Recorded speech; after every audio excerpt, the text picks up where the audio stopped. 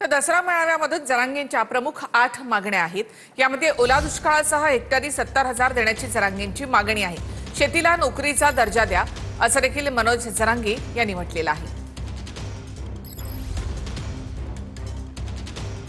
जरांगे यांनी आपल्या भाषणामध्ये काय म्हटलंय, काय 8 मागण्या मांडल्यात ते आपण पाहूया। दिवाळी आधी ओला दुष्काळ जाहीर करा, शेतकऱ्याला हेक्टरी 70,000 मदत द्या,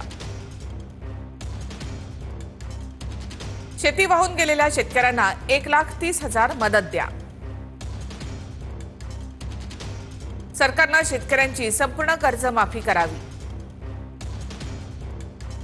आत्महत्या केलेल्या शेतकऱ्यांच्या वारसांना शासकीय नोकरी द्या,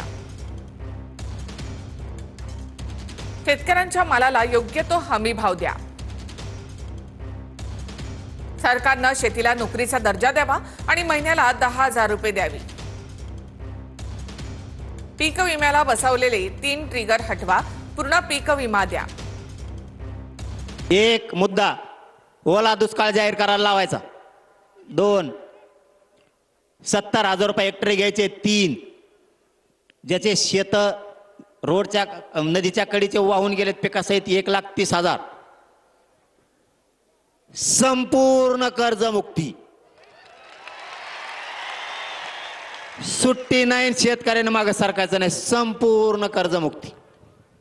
जर सरकारनं मराठवाड्यातल्या सगळ्या मराठ्यांना दिवाळीपर्यंत आरक्षणात नाही घातलं आणि आजपासून दिवाळीपर्यंत म्हणजे 1 महिनाभर किमान जर शेतकऱ्यांचे प्रश्न मार्गी नाही लावले तर जिल्हा परिषदला सरकारचं एकही सीट शेतकऱ्यांनी निवडून येऊ द्यायचं नाही।